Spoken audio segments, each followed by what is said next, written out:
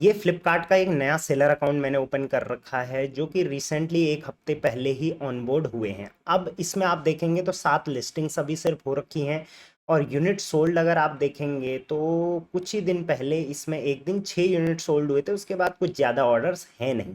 अब ये हमारे पास आए तो हम क्या क्या देखते हैं और क्या क्या सजेस्ट करते हैं उस चीज़ों पे आज हम बात करेंगे। इसके अलावा अगर आप फ्लिपकार्ट पर एक नए सेलर हो और आपका नया सेलर अकाउंट है तो आपको क्या क्या सेटिंग्स देखनी चाहिए, क्या क्या अपडेट देखने चाहिए, साथ साथ में क्या गलतियां होती हैं जो आपको नहीं करनी चाहिए, और इनिशियल सेल्स लाने के लिए क्या आपको ऐड प्रमोशन लिस्टिंग क्या करना चाहिए उस पर आज हम बात करेंगे। तो सबसे पहले ये आपका होम पेज है जिस पे आप आ जाते हैं। यहाँ पर एक व्हाट्सएप चैनल ज्वाइन करने का ऑप्शन है, इसको आप ज्वाइन कर लीजिए। इससे क्या होता है, रेगुलर अपडेट आपको वहाँ पे मिल जाएगी। बाकी हमारा भी व्हाट्सएप चैनल है, उसका लिंक मैं डिस्क्रिप्शन में दे रखा है, वो आप देख सकते हैं।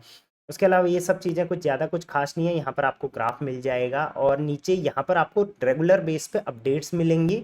इनमें आप चाहें तो इंटरेस्टेड हैं तो इसको थोड़ा आप एक्सप्लोर कर सकते हैं। अब सबसे पहला टारगेट आपके पास है कि आपको अपने अकाउंट को स्टेबल बनाना है। उसके लिए आप जहाँ पर आपका राइट साइड टॉप में यहाँ पर है, यहाँ पर आप क्लिक करेंगे और प्रोफाइल पे चले जाएंगे। प्रोफाइल में आप आ जाएंगे अकाउंट पर। अकाउंट पे आपने क्या देखना है, सबसे पहले तो क्या आपका जो डिस्प्ले नेम है वो सही है। आप चाहें तो इसको भी चेंज कर सकते हैं, ये आपका ब्रांड नेम हो सकता है, आपका स्टोर नेम, कुछ भी हो सकता है। साथ साथ में बिजनेस डिस्क्रिप्शन आप एक प्रॉपर ज़रूर लिख लें, आप किस चीज़ में डील करते हो और आपकी क्या खासियत है, ये सारा आप यहाँ पर ज़रूर लिख लें। नेक्स्ट यहाँ पर कॉन्टैक्ट डिटेल की बात आती है तो इसको एडिट पर हम अगर क्लिक करेंगे तो आप देखोगे यहाँ पर आप अपना नाम, ईमेल एड्रेस, मोबाइल नंबर और प्रिफर्ड टाइम क्या है आपका और प्रिफर्ड लैंग्वेज क्या है जिसमें आपको कम्युनिकेशन सही रहता है, वो सब आप यहाँ पर ज़रूर फिल कर दें। फ्लिपकार्ट के एंड से उसी तरीके से आपको कॉल्स आएंगी। नेक्स्ट आपने यहाँ पर देखना है अकाउंट मैनेजर में। तो अभी आप जब शुरू में आएंगे तो आपका कोई अकाउंट मैनेजर यहाँ पर नहीं होगा। कुछ टाइम बाद जब आप एक अच्छे टियर यानी कि गोल्ड में आएंगे तो आपको अकाउंट मैनेजर मिल जाता है। नेक्स्ट आपको अपना बैंक डिटेल जो है वो वेरीफाई करनी है। व्यू में आप क्लिक करेंगे तो यहाँ पर आपको सारी चीज़ें वेरीफाइड करनी पड़ेगी। आपके अकाउंट में फ्लिपकार्ट कुछ रुपए या पैसे डालेगा, वो आप यहाँ पर क्लिक करके वेरीफाई कर लीजिए। जैसे ये वेरीफाई हो रखा है, यहाँ पे आपको अपने जीएसटी को वेरीफाई कर लेना है। जो भी आपका जीएसटी बनाते समय मोबाइल नंबर और ईमेल आईडी होगी वो वेरीफाई यहाँ पर कर लीजिए। फिर आ जाते हैं सेटिंग में। तो अगर आपका थर्मल प्रिंटर है तो यहाँ से आप सेटिंग अपनी क्लिक करके एफ शॉर्ट पे यहाँ पर भी क्लिक करके सारी चीजें यहाँ से आप सेटअप कर सकते हैं। अकाउंट में ही एक 2 स्टेप वेरिफिकेशन का ऑप्शन होता है, उसको भी आप जरूर क्लिक कर लें ताकि जितने बार भी आप लॉग इन करो आपको ओटीपी आए, कोई और आपका अकाउंट हैक ना कर पाए। अब आ जाते हैं इंपॉर्टेंट कैलेंडर में। इसमें आपको क्या करना है, सबसे पहले तो आपको अगर कभी हॉलीडे चाहिए यहाँ से आप ऐड कर सकते हैं। वर्किंग आवर्स आपने अपने यहाँ पर ऐड कर लेने हैं और अगर आपको किसी दिन वीकली ऑफ चाहिए तो इसको जरूर ऐड कर लिए। वैसे तो मैं चाहूंगा आप वीकली ऑफ ना लें। अब आपने अपने अकाउंट को प्रॉपर्ली सेटअप कर लिया है। अब आपने अपने अकाउंट पे लिस्टिंग चालू करनी है तो उसके लिए आप लिस्टिंग डैशबोर्ड पे जाएंगे।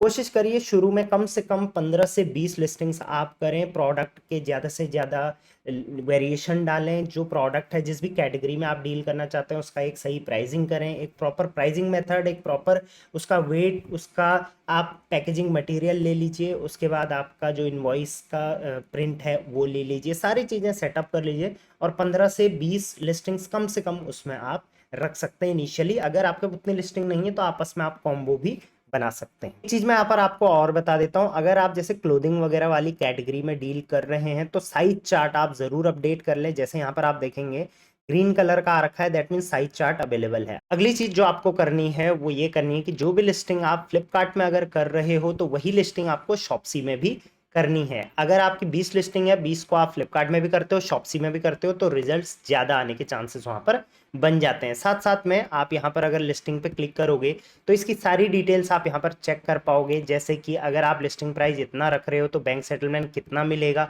अब ये एग्जैक्ट नहीं होता है, इसका आप 10 से 15% कम ही लेके चलें क्योंकि उसमें रिटर्न्स भी आते हैं वगैरह वगैरह, बहुत सारी चीजें होती हैं। रिटर्न्स को हमेशा अपना कंट्रोल में करके रखिए। इन्वेंट्री यहाँ से आप चेक कर सकते हैं। प्रोडक्ट की क्वालिटी जरूर चेक करिए। क्वालिटी देखिए यहाँ पर आती है आपके प्रोडक्ट की रेटिंग्स से। सो यहाँ पर अभी एवरेज चल रहा है। साथ साथ में आपके प्रोडक्ट पे एफ शॉर्ट बैच के लिए भी आप जरूर काम करिए। एफ शॉर्ट बैच मिलेगा कैसे, तो एफ शॉर्ट पे क्लिक करेंगे। ये सारे क्राइटेरिया आपको फुलफिल करने पड़ेंगे। जो नॉट क्वालिफाइड है इसको भी आप अगर क्वालिफाई करेंगे तो आपको एफ शॉर्ट बैच मिल जाएगा। अपने प्रोडक्ट का यहाँ पर कोई बायर से क्वेश्चन आता है तो वो आप यहाँ से आंसर भी कर सकते हैं, अपने प्रोडक्ट को डायरेक्टली यहाँ से पोर्टल पर भी चेकआउट कर सकते हैं। साथ में अब आपको कोशिश करनी है कि आपके प्रोडक्ट की मल्टीपल इमेजेस हो, जितनी ज्यादा इमेजेस आपके प्रोडक्ट की होगी उस पर क्लिक होने के बाद कन्वर्जन उतना तेजी से होगा। अब जब आपकी लिस्टिंग प्रॉपरली सेटअप हो जाएगी तो धीरे धीरे आपकी सेल आनी शुरू हो जाती है। अब आपको कोशिश करनी है कि आपका जो सेलर टियर है, देखिए जब आप नए सेलर बनोगे तो अभी जो है वो डायरेक्टली फ्लिपकार्ट आपको सिल्वर टियर में भेजेगा। आप देख सकते हैं जहां पर कर्सर है इस पर मैं क्लिक करूंगा तो देखिए अभी आप सिल्वर टियर में हैं। अगर आपका परफॉर्मेंस खराब रहा तो आप ब्रॉन्ज में आ सकते हैं, अच्छा रहा तो आप गोल्ड में और डायमंड में जा सकते हैं। तो देखिए अगर आप गोल्ड में चले जाओगे तो आपको कितने बेनिफिट होंगे। आपको जो ये सबसे पहले पेमेंट डेज है वो पहले जो 10 दिन का था वो 7 दिन के अंदर पेमेंट आ जाएगी। उसके बाद free of cost cam service आपको मिल जाती है, सर्टिफिकेट मिलता है, इवेंट्स का आपको इनवाइट मिलता है। तो ये चीज़ें काफ़ी ज़्यादा बेनिफिशियल आपके लिए रहती हैं। और साथ साथ में ये देखिए फिक्स्ड फी, जो फीस ब्रॉन्ज में इतनी और सिल्वर में 5, तो वो आपकी फिर ज़ीरो हो जाती है। तो हर कोई चाहेगा कि वो फटाफट सिल्वर से गोल्ड में आ जाए।